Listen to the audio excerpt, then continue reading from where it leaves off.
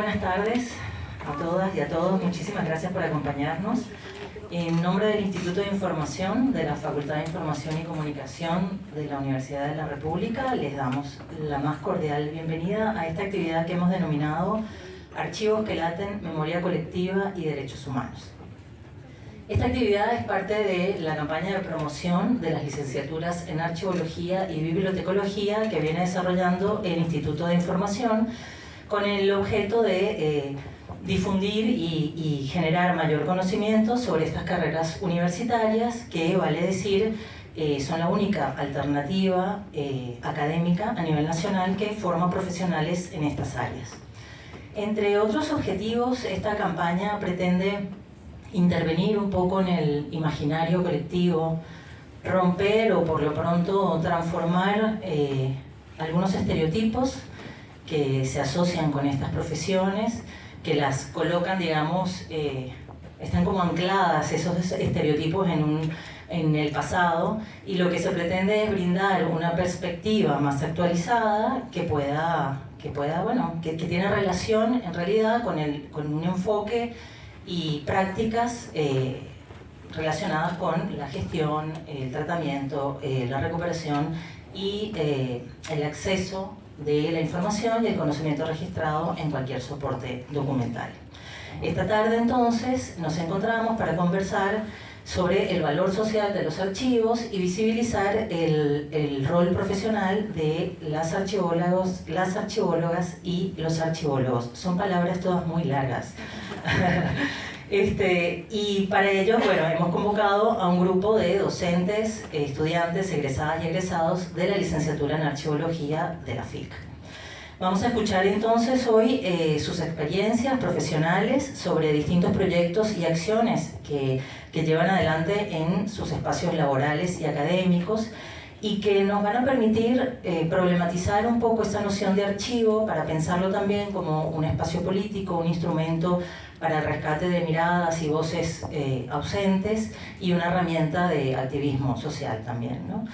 Confiamos en que esta instancia de diálogo, de la que esperamos ustedes también sean partícipe al finalizar las presentaciones con preguntas o comentarios, pueda ser un aporte sustantivo para brindar una representación más plural sobre la licenciatura en Archivología y también sobre la archivística en general, ¿no? También pretendemos difundir y valorizar las prácticas de archivo que están relacionadas con la construcción de la memoria colectiva y también la concepción del material de archivo más en términos de información, quizás un poco alejado de ese sentido de propiedad y más cerca de la cultura, ¿no? Esto de pensarlo como un activo cultural que pertenece tanto a la institución que cobija ese material, pero también a su comunidad de origen y en definitiva a la sociedad en su conjunto. Sin más, entonces voy a presentar a quienes nos acompañan esta tarde y lo voy a hacer en el orden en el que van a hablar. Bueno, en primer término nos acompaña Fabián Hernández Muñiz. Fabián es licenciado en Archivología y en Bibliotecología, magíster en Gestión Documental, Transparencia y Acceso a la Información. Es especialista en archivos en derechos humanos y experto en auditoría e implementación de sistemas de gestión documental. Se desempeña como profesor adjunto del Departamento Fuentes Documentales, Recursos y Servicios de Información de la FIC. Su línea de investigación se enfoca en temáticas de digitalización, gestión documental digital, teoría e investigación archivística en memoria y en archivos de derechos humanos, preservación digital del patrimonio documental de Uruguay. Es responsable del grupo de investigación Recursos de Información Digital. Esta tarde Fabián cumplirá el rol de moderador de este encuentro, pero también representa al proyecto Cruzar, Sistema de Información de Archivos del Pasado Reciente. Bienvenido. Gracias. Luego nos acompaña también María Girard Cavaliere. Ella es licenciada en Archivología. Desde 2015 se desempeña como archivóloga en el Centro de Investigación, Documentación y Difusión de las Artes Escénicas del Teatro Solís, CIDAE, en donde previamente realizó una pasantía estudiantil entre 2010 y 2012. María, además de la licenciatura en Archivología, se ha formado en otras áreas como gestión documental, conservación preventiva, soportes no tradicionales y digitalización. Buenas tardes, María, y gracias por acompañarnos.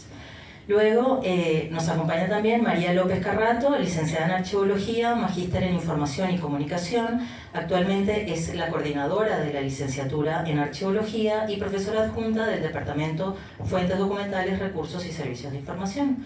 Coordina distintos proyectos del Grupo de Investigación Recursos de Información Digital en las áreas de movilidad humana y archivos, evaluación documental y alfabetización archivística. Buenas tardes, María. Luego también está presente hoy Natalia Lima Paisal, licenciada en Archivología, es docente ayudante del mismo departamento y trabaja en las unidades curriculares Gestión Documental 1 y 2, integra también el Grupo de Investigación Recursos de Información Digital. Buenas tardes, Natalia. Luego nos acompaña Dante López Hospitaleche, licenciado en Archivología y estudiante de la licenciatura en Bibliotecología. Es docente ayudante con perfil Archivología y orientación en Gestión Documental. Participa en el dictado de clases a las 3 licenciaturas que se imparten en la Facultad de Información y Comunicación, esto es Archivología, Bibliotecología y Comunicación. Es integrante del Grupo de Investigación Recursos de Información Digital. María, Natalia y Dante van a conversar esta tarde sobre el proyecto Tratamiento Archivístico y Digitalización del Patrimonio Documental custodiado en el Museo de las Migraciones como aporte a la identidad cultural de migrantes en el Uruguay. Buenas tardes a Dante y a Natalia. Buenas tardes. Y bueno, finalmente, pero no menos importante, nos acompaña Paula de Freitas Guimaraes. Paula es estudiante avanzada de la licenciatura en Archeología, fue pasante en la Unidad Especial Ejecutora de Atención al Programa de Integración de Asentamientos Irregulares de la Intendencia de Montevideo de 2022 a 2024. Perdón, es pasante, actualmente fue, bien. Es integrante del Grupo de Investigación Recursos de Información Digital y en esta oportunidad Paula va a presentar un avance bastante definitivo, de acuerdo a lo que opinan sus tutores, de su trabajo final de grado, esperemos de próxima presentación y defensa, titulado Perspectiva Archivística al Observatorio de Asentamientos de la Intendencia de Montevideo. Vale decir, antes de terminar mis palabras, que bueno, este encuentro también puede servir de homenaje desde la comunidad archivística del Uruguay a la trayectoria, como un homenaje a la trayectoria de Antonia Heredia, recientemente fallecida, que fue referente y gran impulsora de la archeología hispanoamericana. A todos los panelistas, muchísimas gracias por aceptar esta invitación del Instituto de Información, a ustedes que nos acompañan esta tarde, y bueno, y también un especial agradecimiento a la Cámara del Libro, que una vez más nos cede un espacio en su intensa y apretada agenda de eventos para poder compartir con el público en general el quehacer universitario y profesional, en este caso de los archivólogos. Muchas gracias.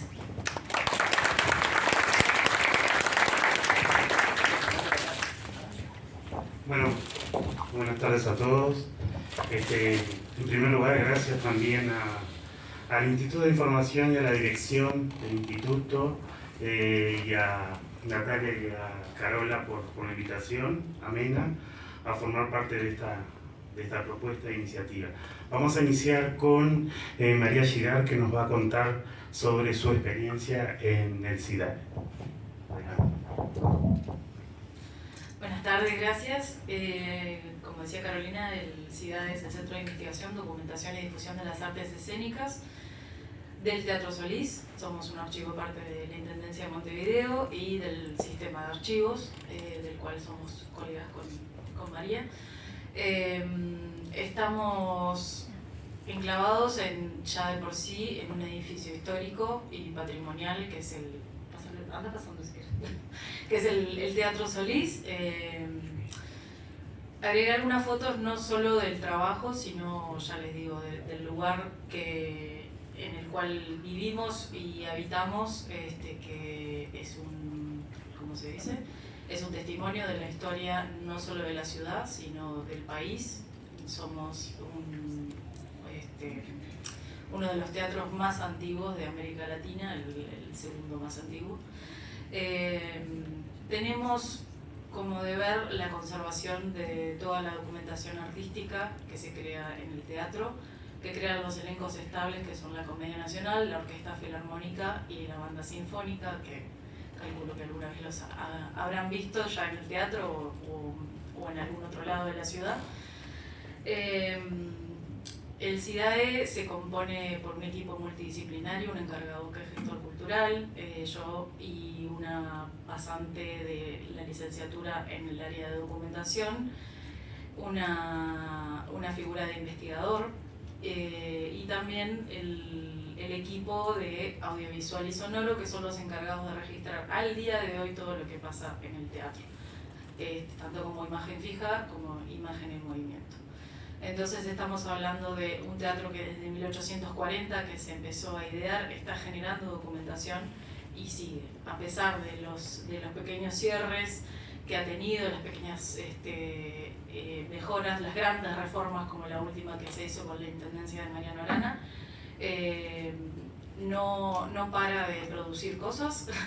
El CIDAE se abrió en el 2008 puntualmente, la apertura del público del teatro fue en el 2004 y las salas laterales del teatro se reabrieron en 2008, ahí estuvimos nosotros.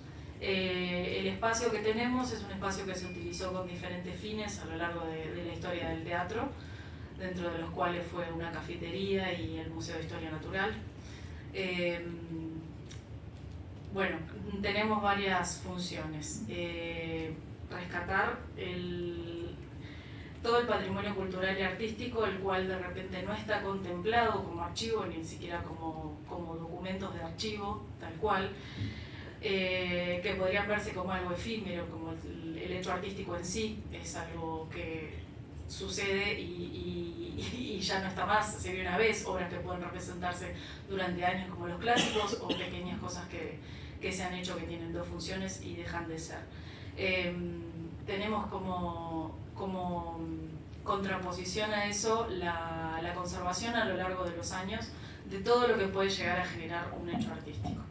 En el CIDAE atendemos al público de lunes a viernes, somos abiertos a toda la ciudadanía. Más de la mitad de nuestras consultas son del exterior, o sea, son por correo, y además la pandemia aumentó muchísimo eso. Hemos cambiado nuestra forma de atender al público también por eso, pero nunca cerramos.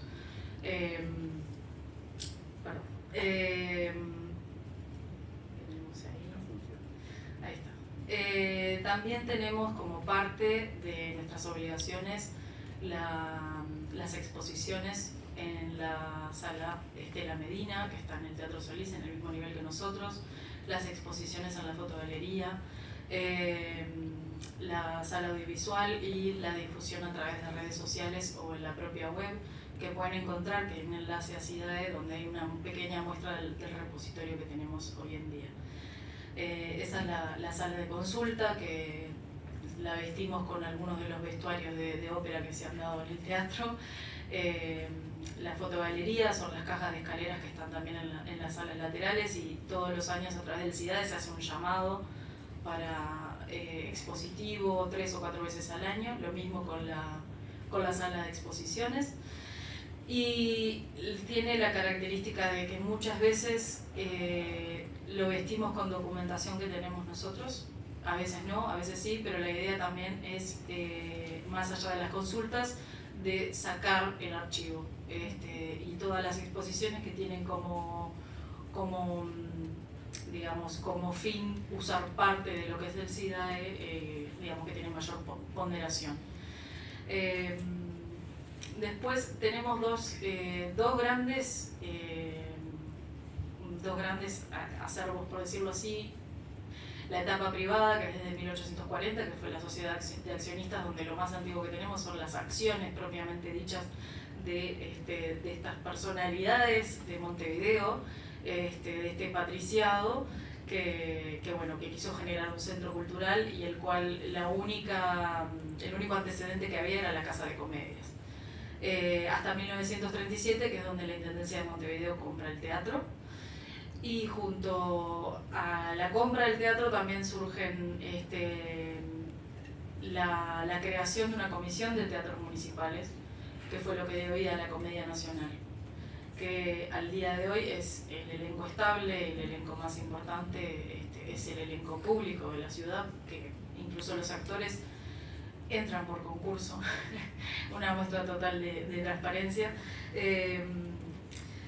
Y la maravilla de todo esto es que no existían los archivólogos, pero desde 1840 que existe gente atrás trabajando en el teatro que se dio cuenta lo valioso y lo importante que era conservar toda esta documentación, que al día de hoy no la tendríamos.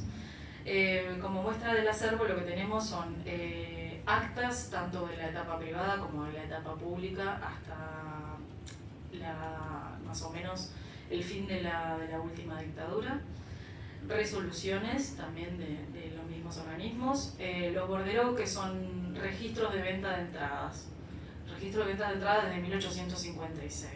Entonces, cuando queremos saber qué se daba en 1856 y no tenemos un programa de mano, tenemos la maravilla de los bordereaux, que son una fuente de información increíble para estudiar desde historia, economía, procesos culturales y demás, que son este tipo de documentos que no se conoce, que no se sabe y sin embargo tienen una información increíble. Luego tenemos la documentación artística en sí, como afiches, fotografías, prensa, programas, plano, muestra incluso de las luminarias que se querían adquirir en Francia para revestir el teatro. Y como centro también somos responsables de la conservación de muchas colecciones de gente relacionada a las artes escénicas, no solo teatro. Tenemos muchísimas, las cuales después van a aparecer listadas, y en particular el caso de la colección de Alfredo Zitarrosa, que a diferencia de ser una donación a través de una resolución del intendente que entra al CIDAE, es una sección en custodia, la cual nosotros la trabajamos, pero no la podemos difundir sin el permiso expreso de sus productores y de su familia heredera. Voy a poner mucho el ejemplo de la Comedia Nacional como productor de documentación, que si bien es un elenco estable y orgánicamente es otra unidad dentro de la Intendencia de Montevideo, trabajamos codo a codo y son los que generan la mayoría casi de la documentación que tenemos. Por ejemplo, bocetos de vestuario, bocetos de escenografía, planimetrías, libretos, fotografías, todos documentos que se generan antes de la presentación de la obra y del hecho artístico, y documentación que se genera después, como programas, más fotografías, cintas sonoras y prensa en cuanto a la reacción de los periodistas. Nosotros trabajamos y atendemos al público en un nivel, en otro nivel tenemos el depósito que ahí aparece, que es donde tenemos un ambiente controlado y seguro. Si quieres, anda pasando que acá se ven. Tenemos los afiches, tenemos cajas de archivo, tenemos estanterías metálicas y móviles, tenemos carpetas de programas hechas libre de ácido. Colecciones tenemos muchísimas y cada vez más, porque lo que pueden abarcar otras instituciones que son en la mayoría privadas e independientes, especialmente el teatro, es nulo. Entonces nos convertimos también en el receptor de un montón de cosas de las cuales ellos saben lo valioso que es, pero no se pueden hacer cargo. Y nosotros, estemos desbordados o no, decimos que sí, porque por lo menos que esté acá, que esté seguro, y después lo vamos trabajando de a poco. Después tenemos documentos que, o sea, si nos guiamos por lo tradicional y demás, podemos dudar, son documentos de archivo o no. Bueno, para nosotros sí. O sea, un vestuario es un documento de archivo, un boceto de escenografía es documento de archivo. Los bocetos de vestuario son geniales, tienen las muestras de tela que los vestuaristas iban a ver, notas de los precios de la casa de las telas del año que fuese. Tenemos todo eso desde 1947, o sea, es increíble. No dejamos nunca trabajar, como dije en un momento, ahí se ve en plena pandemia, recibimos la colección de Juan Carlos Yevilén, esa es su viuda, era un cantante de ópera uruguayo muy conocido y que también estuvo mucho en el exterior. Tenemos una cantidad de soportes, tenemos los soportes que quieran para trabajar. yo he tratado de hacer todos los cursos y especializaciones que haya en diferentes soportes, porque los desafíos que se nos presentan son increíbles y no dejan de suceder. El año pasado estuvimos trabajando con la colección de una bailarina de Alemania que se radicó en Uruguay, Inspirtal, que tenía una escuela de danza y demás, que fue muy importante para la gente del teatro, y que incluso vino con sus joyas, que son fantasía, pero igual son parte de su colección, y bueno, tuvimos que buscar la forma de limpiar todo eso y de tratar de conservarlo.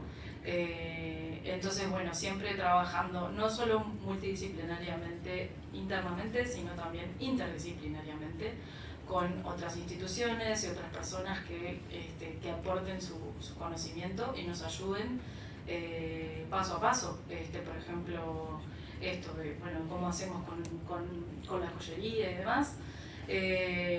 Hablamos con la gente de vestuario de la Comedia Nacional, pasamos a comprar el lino, dejamos el contenedor inicial, pero bueno, revestido y demás. No sé cómo estoy de hora. ¿Estoy sobre la hora? Muy bien. Déjenme ver algo importante. Bueno, nada, nuestro trabajo es demostrar que hay un archivo donde se piensa que de repente no lo hay, que es importante seguir formándose y relacionarse siempre con otras disciplinas y nada, eso, que no podemos parar de aprender constantemente. También tenemos la suerte de tener un rol de educación, tanto como para las prácticas como las pasantías, y siempre recibimos a quien quieran visitas y demás. Así que estamos abiertos y nada más, les agradezco. Muchas gracias, María, muy interesante la propuesta. Vamos a pasar ahora al equipo que va a presentar sobre la experiencia del MUMI.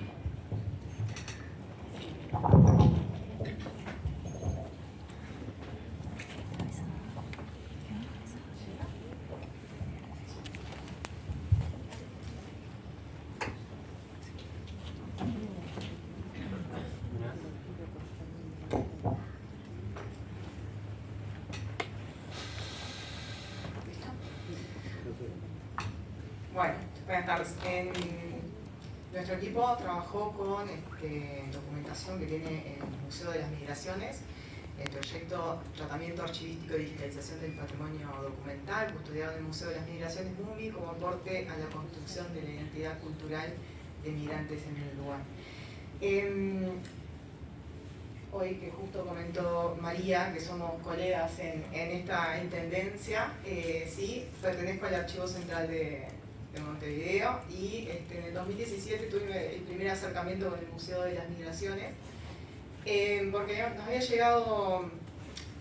había dado curiosidad de qué pasaba con los museos como parte del sistema institucional de archivos, y en muchos no tenemos problema porque hay profesionales.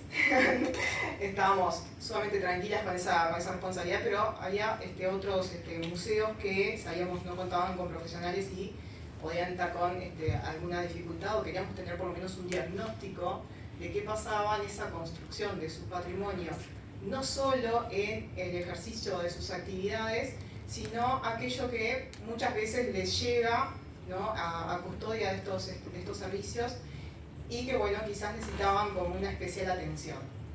Entonces en el 2017 por allí llegamos al Museo de las Migraciones, que tiene un fuerte componente con la comunidad migrante, pero además con la sociedad de todo lo que es, o por lo menos que está principalmente asentado en lo que es el barrio Ciudad Vieja.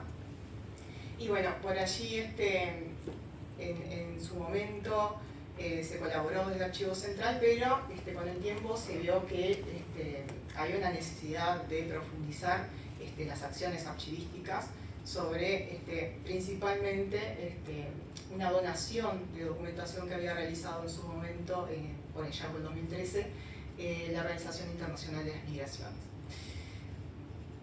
Bueno, en la búsqueda de, sobre todo, fondos para trabajar con este tipo de archivos, en el 2022 se presentó el proyecto Iberarchivo, la verdad con un gran respaldo de la dirección del museo, que en ese momento está, por lo menos a partir de ese momento entró Luis Bergata, y nos presentamos en esto del proyecto Iberarchivos y estuvimos trabajando un año con fondos que salían de ese proyecto, con el objetivo de realizar un tratamiento de esa documentación para mejorar las condiciones en las que se encontraba y además apuntar hacia la digitalización para el mejor acceso y accesibilidad a esa documentación. Bueno, por allí Iberarchivos, como esa primera etapa de trabajo y de intervención archivística. Iberarchivos es una iniciativa que tiene sede en España y lo que hace es cooperar con países iberoamericanos en brindar apoyo, sobre todo económico, para este tipo de proyectos. Por allí vemos cómo estaba esta documentación, eran fichas de migrantes, fichas en realidad de... Igual lo vas a ya le van a explicar bien qué era, pero la idea era, bueno, en este proceso de esto de que son documentos, pero también son utilizados para la muestra o las exposiciones en esos museos. Allí vemos dónde estaban ubicados, en estanterías de metal, y también hay una foto por allí que es una muestra del museo y están allí los documentos en exposición. En ese proceso con Iberarchivos lo que logramos fueron, hay como un componente también que tiene que poner la institución y hay una mitad de una propuesta de trabajo a realizar con esos fondos, pero también la intendencia, en este caso el museo, debía proponer determinadas intenciones para llevar adelante y bueno, el primer aspecto, además de empezar a realizar todo el proceso de tratamiento sobre el documento, también era tener un espacio para ese acervo. Y bueno, allí videito de un día en un año que llevó el proceso de tener por lo menos un espacio adecuado para la guarda de esa documentación. Este era un espacio que no tenía estanterías, que era donde estaban claro, era el depósito utilizado por el museo para, o sea, no solo sus piezas museísticas, pero también estaban estos muestrantes con esa documentación en desorden. No había, bueno, por allí hay una ventanita tapada ahora con una cortina que realmente colaboró muchísimo en poner una cortina blackout para mejorar, por lo menos, sí, como es el cambio de temperatura de exterior hacia lo que era ese espacio y así sea mínimo, ayudó muchísimo. Y bueno, y una segunda parte de estas intervenciones sobre esta documentación es la propuesta luego de finalizado el proyecto del archivo, dar continuidad, porque no se había podido culminar con todos los procesos sobre esa documentación, era dar continuidad a través de un EFI, como los EFI son espacios de formación integral, que lo que buscan es llevar al estudiante al contacto con la realidad, al transformar esos conocimientos teóricos en prácticas, en intervenciones sobre documentación en diferentes realidades institucionales. Entonces allí partió, porque además de trabajar en la intendencia, está en la docencia, en colaborar con este tipo de proyectos que bueno, permite a los estudiantes involucrarse en este tipo de espacios. Y el objetivo del EFI fue conocer el tratamiento archivístico en archivos de investigación y en derechos humanos, instrumentar la digitalización y la descripción de la documentación y el reconocer también la gestión de archivos de investigación como parte de un museo. Porque también estaba y existe todavía esa preocupación, ¿no?, de estos documentos que pueden ser tanto museables como no, pero que reciban el tratamiento adecuado para cada una de esas instancias. Y por otro lado, esto de objetivos para los colectivos no universitarios, poner en valor sus actividades de archivos a través de la difusión de su información archivística y del relacionamiento con los servicios de la ODELA. En este punto, en este objetivo, el museo tiene un compromiso muy grande realmente de relacionarse con la universidad, y no solo con el servicio de la Facultad de Información y Comunicación, sino que tiene también mucho trabajo realizado con la Facultad de Humanidades y con otras disciplinas. Entonces son, creo, espacios que han permitido el trabajo interdisciplinario y han puesto en valor lo que son los archivos para ese trabajo interdisciplinario.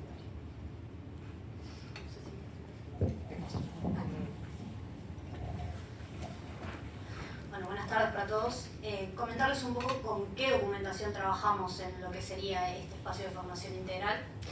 Como bien les decía María, esta documentación es una donación que parte de la Organización Internacional de las Migraciones, que a través de una resolución el 10 de septiembre del 2013 se dona a la Intendencia de Montevideo. En esa resolución, además de donarse los muebles para la documentación, se dona un montón de mobiliario, libros y demás. No es una donación exclusiva de esta agrupación documental que nosotros vamos a trabajar. Nosotros en este trabajo que hicimos, también tanto en Iberarchivos como luego lo seguimos profundizando en el EFI, intentamos recuperar parte del orden original que esta documentación tenía, ya que como ustedes pudieron ver allí en aquellas fotos, teníamos parte de la agrupación documental en una exposición permanente con unas condiciones, para ustedes es la que está bien sobre la derecha, esa era la exposición permanente que había en el museo, con unas condiciones de guarda de temperatura y humedad particulares, totalmente diferentes a las que estaban en lo que sería la primera foto para ustedes, que eran los muebles originales de metal, que estaban en este corte depósito que ahora se transformó en lo que sería el acervo del museo. Entonces partimos de la donación de la IEM y nosotros lo que intentamos en esta recuperación de orden original es hacer un ordenamiento alfabético que nosotros desde nuestra disciplina llamamos como topográfico onomástico, es decir, el lugar, que como ustedes pueden ver allí, está separado en españoles, griegos e italianos, y el estado del trámite, que es anulados y llegados, y luego allí un orden alfabético por apellido de cada uno de los individuos de la ficha.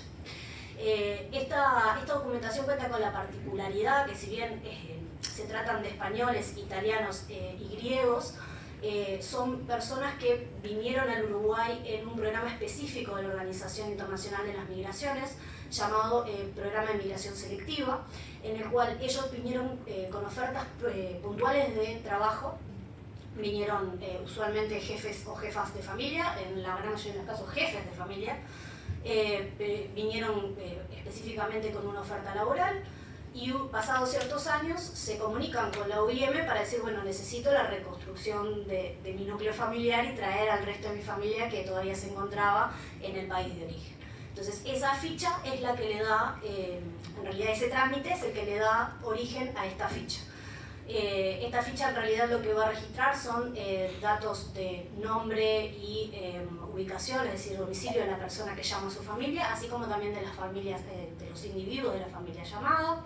Nos va a dar información sobre las fechas de nacimiento, es decir, si venían hijos, sobrinos, menores, mayores, nos va a dar un recorto desde qué puerto salen, en qué barco lo hacen y en qué fecha lo hacen. Y ustedes pueden ver allí, la parte de la izquierda para ustedes es lo que nosotros llamamos el anverso, o sea, la ficha, y el reverso es la foto de la derecha para ustedes. En este caso en particular solo se registra la información de qué barco, qué vapor han venido y fecha, y la fecha en la cual se confirma que las personas llegaron al país y se aproximan a la oficina de la Organización Internacional de las Migraciones, pero se registra cualquier tipo de eventualidad por el cual haya pasado el trámite, ya sea que alguno de los miembros de la familia, por ejemplo, no hayan pasado sanidad, entonces no podrían cumplir con el viaje y se decide posponer el viaje, o se decide que esa persona, por ejemplo, sea anulada, entonces allí hay información asociada a otra ficha en la cual se deja el recuento de qué fue lo que sucedió. Nosotros siempre estamos trabajando con unidades documentales compuestas, son muy poquitos los casos en los cuales trabajamos con unidades documentales simples. Y bueno, ¿y qué es esto? Para nosotros, como archivólogos, hablar de unidades documentales compuestas, es decir, contamos con más de un, por decir, tipo de documentación. En este caso, para nosotros, ficha y recibo como unidad mínima se computan como una unidad compuesta. Entonces ahí, a tanto ficha como residuo en conjunto les vamos a asignar un número de identificación único, que además también pueden verse cartas, sobres, correspondencia incluso desde la misma persona llamante a la Organización Internacional de las Migraciones por algún inconveniente que hubo o porque el trámite está de algún modo se atrasó o cuestiones por el estilo. Pero esa es como la realidad de la documentación con la que trabajamos, en el mínimo de los casos con una ficha y un recibo que además tiene esas características, ¿no? de un cartón un poco más grueso, que nos plantea diferentes desafíos a la hora de, por ejemplo, hacer la digitalización y que el escáner funcione bien y demás. Bueno, buenas tardes a todos y a todas. Muchas gracias por venir, en especial a los y las estudiantes de nuestra facultad. Por favor, te animas a... Ahí va. Yo les voy a contar un poco qué avances se han hecho en estos 2 años que llevamos de EFI en el Museo de las Migraciones. Lo primero que pueden ver es la participación de estudiantes. El año pasado, 2023, tuvimos 27 estudiantes, este año 21, que de repente para las personas que han estado en otras facultades, que hicieron otras carreras, no es tanto, pero recuerden que archivología y la licenciatura en bibliotecología tienen la particularidad de tener entre 40 y 50 estudiantes por generación. Entonces cuando uno habla de hay 27 estudiantes haciendo el mismo proyecto, es en términos relativos un número grande. Bueno, después tienen las horas, en el caso de 2023, las horas desglosadas de actividad que se hicieron y los resultados. Primero, el contenedor primario, que bueno, para evitar o para disminuir los efectos de deterioro que puede tener el polvo, los cambios de humedad, la manipulación, los insectos, etc.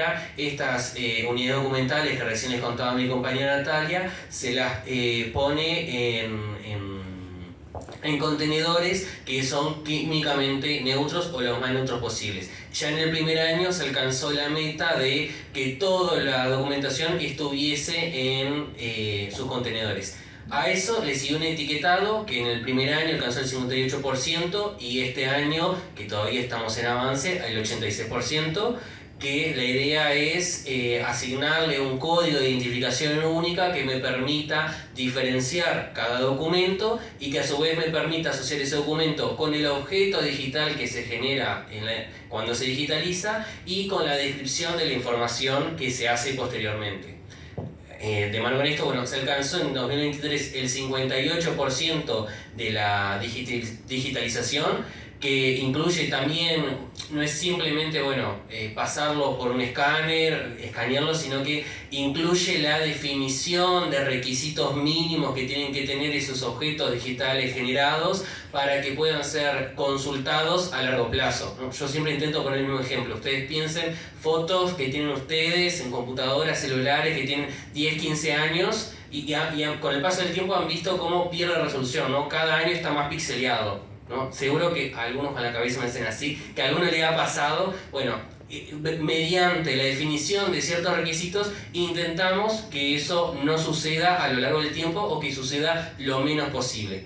Y después la descripción, que es la selección de información que entendemos como representativo, como específica o interesante de cada documento. Por ejemplo, qué persona hace el llamado, en qué fecha lo hace, a cuántas personas llama, qué parentesco tiene con las personas que llama, es la esposa, es el esposo, son los hijos, son suegros, etc. En qué barco vinieron, si no vinieron, porque en algunos casos, como les adelantó Natalia, no vinieron. Y la descripción es eso, que lo hacen los estudiantes también a partir de los objetos digitales generados.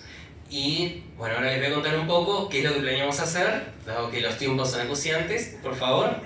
Y que son los debes que tenemos, que esperamos poder solucionarlos el año que viene. Por un lado, es un control de la digitalización, es decir, crear una matriz de datos y un protocolo que nos permita asegurarnos, por lo menos en términos estadísticos, de que los objetos digitales generados tienen condiciones mínimas para ser legibles.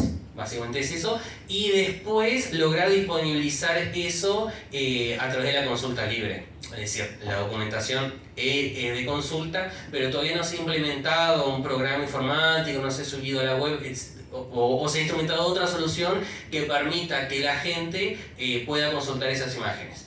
Y después, también más de largo aliento, es lograr institucionalizar el tratamiento archivístico en el Museo de las Migraciones. Por eso, ustedes han visto lo que les hemos contado, el tratamiento ha llegado, bueno, desde Archivo Central, primero, después desde un fondo concursal internacional y después desde la facultad. Pero tenemos la intención de lograr fortalecer el tratamiento desde el museo en sí mismo. Y ahora sí, bueno, muchas gracias a todos por la atención.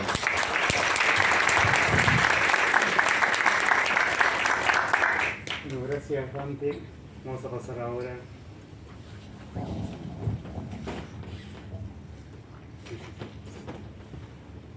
Vamos a pasar.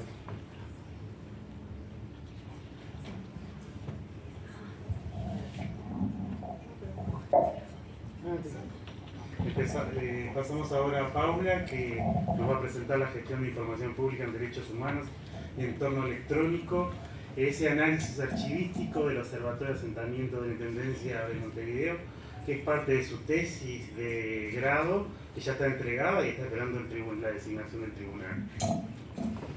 Vale decir. Y que Fabián y María son tutores. Bueno, hola, buenas tardes a todos. Primero que nada agradecer a esta oportunidad de estar acá rodeada de profesionales y agradecer también a la FIC y al Instituto de Información por permitirnos a los estudiantes también compartir un poco el trabajo que hacemos. Mi tesis de grado tiene como objeto de estudio principal al Observatorio de Asentamientos, que, por si no lo conocen, es una herramienta de gestión de la información pública, es de acá de la Intendencia de Montevideo, fue creada en el 2017 y tiene básicamente como fin principal la sistematización de toda la información pública disponible sobre asentamientos irregulares en Montevideo. ¿Qué es un asentamiento irregular? Bueno, hay una definición oficial de asentamiento que son agrupamientos de 10 o más viviendas que tienen la característica principal de que son construidos en terrenos públicos o privados, pero sin autorización de los propietarios, y tienen graves carencias de servicios de infraestructura o de acceso a los servicios sociales. Por ejemplo, le faltan redes de saneamiento, redes de luz eléctrica, redes de transporte, le faltan servicios como centros educativos, centros de salud. Entonces, el observatorio fue creado con este fin principal de mantener toda la información que había en la vuelta sobre asentamientos, que antes no estaba organizada, estaba en una oficina, en una organización, estaba en algún municipio, y nadie sabía muy bien qué era la información que había. Incluso había asentamientos sobre los cuales no se sabía, no habían datos. Entonces este observatorio fue crucial para tener toda esa información archivística reunida en un solo lugar y de esa forma lograr incidir en la toma de decisiones y en el desarrollo de políticas públicas para asegurar lo que es un derecho humano fundamental, como es el acceso a la vivienda y a los servicios básicos. Entonces, ¿cómo llegué yo al observatorio? A través de una pasantía que hice en la Intendencia. Ahí lo que más me llamó la atención del observatorio cuando empecé a colaborar con ellos fue que toda esta gestión de la información la hacían a través de la tecnología de la información, cero papel, cero soportes tradicionales, todo computadoras, todo sistema de gestión, sistemas de georreferenciación. Entonces me pareció como una buena oportunidad para generar una nueva línea de investigación en la archivística que hable sobre estos nuevos espacios de gestión de la información que al principio parecen que no tienen mucho que ver con los archivos, pero que en realidad sí tienen que ver porque ellos también hacen gestión documental, también hacen digitalización, también hacen descripción, también son un servicio a la comunidad, también hacen difusión de la información pública. Entonces, el objetivo de mi tesis era dar a conocer este tipo de espacios en el área archivística. Entonces tuve varios enfoques principales. Primero que nada, mostrar al observatorio como este espacio particular de gestión de la información pública. Después ver cómo el observatorio utilizaba y cómo recopilaba y cómo gestionaba la información archivística, y la relación del observatorio con el desarrollo de políticas públicas, con la participación ciudadana y con la difusión de la información, y también el rol de la archivología y qué aportes le podemos realizar desde la archivología a estos espacios de gestión que funcionan enteramente en el entorno electrónico. Entonces, para explicarles un poco más cómo funciona el observatorio, ellos la gestión de toda la información sobre asentamientos la realizan en 3 lugares principales. El primero de ellos es el sistema de gestión integrada de padrones, que pertenece a la Intendencia, que es de acceso solo para funcionarios y trabajadores. Ahora Fabián. Este es un espacio que funciona como la base de datos principal del observatorio, vendría a ser como su fondo documental.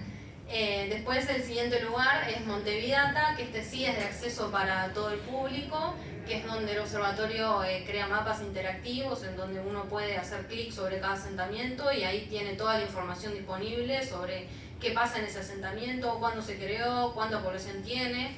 Y por último está el sistema de información geográfica, que también es de acceso público, que ahí hay muchísima información, lo que se les ocurra, sobre el territorio de Montevideo, y ahí el observatorio gestiona capas que dicen, por ejemplo, dónde están los asentamientos actuales, dónde están los asentamientos que ya se regularizaron, en qué zonas la Intendencia está haciendo intervenciones.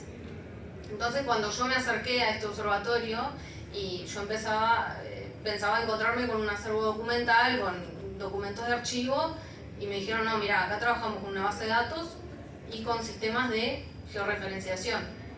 Y yo dije, bueno, ¿cómo ayuda a esta gente? Entonces fue todo un proceso de intentar adaptar todo lo que yo había aprendido sobre archivística a este lugar tan particular, y que además no solo hace sistematización de la información, sino que tiene un rol muy importante dentro de la Intendencia para el trabajo en los asentamientos, para la atención al público. El observatorio realiza muchas actividades con la gente de los asentamientos.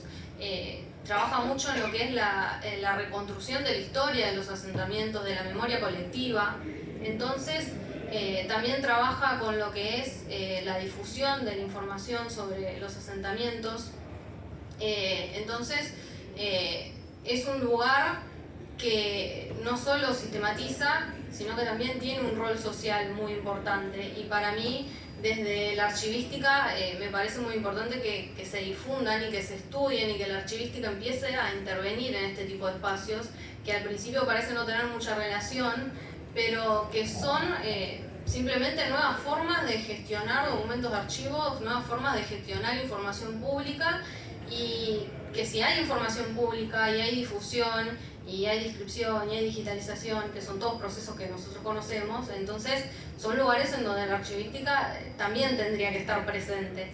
Entonces, como una especie de conclusión o capaz que de reflexión, es pensar un poco en cómo la archivística puede empezar a adaptarse en estos nuevos lugares, qué aporte le podemos hacer, no solo en cuanto a la producción de documentos y a la gestión, sino también en lo que es seguridad de la información, en acceso a la información pública, y también ver qué le puede aportar este tipo de espacios nuevos a la archivología, en lo que es la difusión de la información con todas estas nuevas tecnologías, en lo que es el intercambio con la comunidad, y creo que es importante que la archivística empiece a entrar en estos nuevos espacios que son de ahora, de las tecnologías de ahora que nos rodean y que seguramente van a continuar desarrollándose, y que es importante que la archivística no se quede atrás. Muchas gracias. Muchas gracias, Paula. Bueno, en 4 minutos les voy a presentar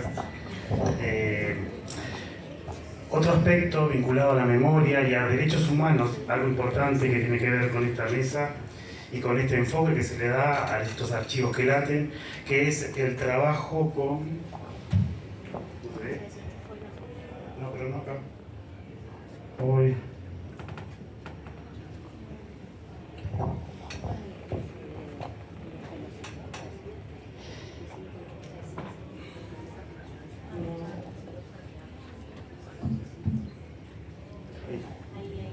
Ah, no se ve acá.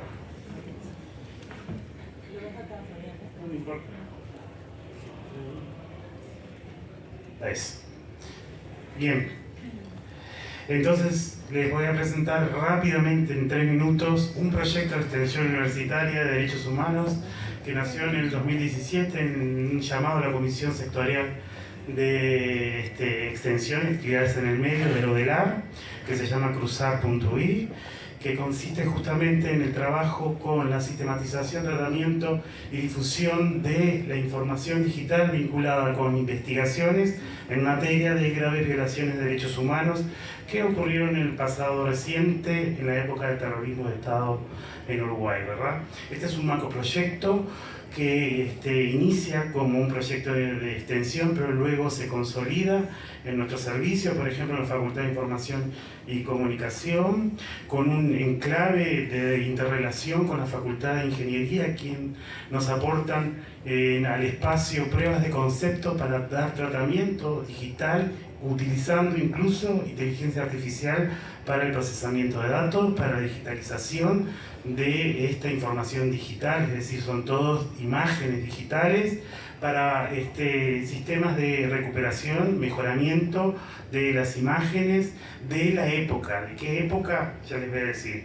Bueno, aquí están los servicios que participan: el Instituto de Computación, el Instituto de Eléctrica, el Grupo de Procesamiento del Lenguaje Natural, en nuestra facultad, desde el Instituto de Comunicación, la sección académica de periodismo, específicamente la investigación que se lleva adelante en sala de redacción, y en nuestro instituto la representación, que yo soy originario de este macroproyecto, que es Fuente Documental, Recursos y Servicios de Información en el departamento, que surge el proyecto en una conversación con usuarios, expresos políticos, víctimas de terrorismo de Estado, que estaban realizando búsquedas sobre información, y que el objetivo último es tener un solo lugar para poder recuperar toda la información que hay de un evento, de un suceso que haya ocurrido en la época para la justicia, y el proyecto ha aportado incluso pruebas sustanciales para los juicios que se han presentado ante la justicia, juicios de lesa humanidad, ¿verdad? También interviene en la Facultad de Ciencias Sociales, específicamente en la Unidad de Métodos y Acceso de Datos, y recientemente en la Facultad de Derecho con el Consultorio Jurídico. ¿Qué trabajamos entonces con Cruzar? Ya lo dije, esta información, documentos de archivos de la época en el periodo delimitado, 1968-1985, es el periodo que está establecido en la ley 18.596. Sin embargo, uno puede encontrar ahí que hay información anterior, obviamente al periodo, porque lo que hay son antecedentes de la persecución en la época de la represión, y también hay seguimiento posterior a 1985. Aquí tienen, por ejemplo, archivos de represión, aquí hay fotos de archivos de inteligencia, de las inteligencias policial, Dirección Nacional de Información e Inteligencia en la época, uno de los principales actores en la represión, y también de inteligencia militar, especialmente de lo que son la inteligencia naval, que en el 2016 por primera vez se ingresa a un archivo de inteligencia que está activo hasta el día de hoy, que es el archivo de la Armada Nacional, donde están trasladados los documentos del Cuerpo de Fusileros Navales, uno de los principales ejecutores en la época de la represión. ¿Qué propuestas nos han aportado desde los compañeros de ingeniería? Bueno, hemos trabajado primeramente con estudiantes de las 3 licenciaturas para identificar esos documentos. Son cerca de, por ejemplo, imágenes, al principio más de 4 millones de imágenes de documentos, es decir, una captura de imagen puede representar un documento, o varias capturas de imagen pueden representar varios documentos simples o compuestos, con una cantidad diversa de procedencia, de origen. En la época todo se informaba y había un actor, un S, como decía, de inteligencia, que informaba a los órganos que fueron creados específicamente para este control social, ¿verdad? Bueno, y aquí con un juego, con una aplicación de tag, de etiquetas, los estudiantes en sala de redacción comenzaban a decir qué documento es, quién fue el original, quién lo produjo, en qué fecha se produjo, etcétera, etcétera.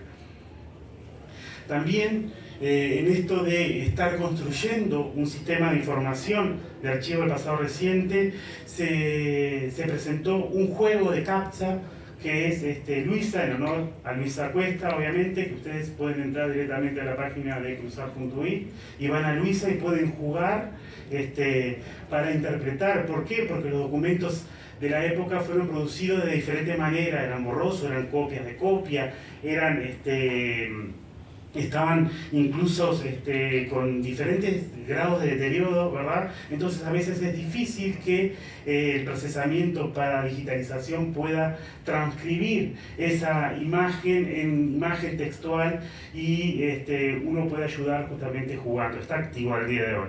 Incluso se puede jugar desde el teléfono. Otro de los productos que nos han colaborado los compañeros de ingeniería es la aplicación, una aplicación Amalia, que está orientada a conocer justamente de manera general qué información contiene. Y en este caso, el universo principal ha sido los llamados archivos Garruti.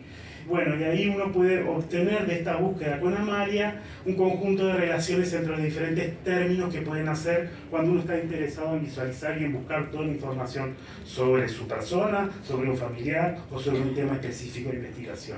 Asimismo, el otro producto, la otra aplicación que está también orientada a las imágenes, a determinar justamente las páginas que luego el investigador puede analizar de manera, o sea, identifica la página, es Luz, también en honor a otra de las madres familiares.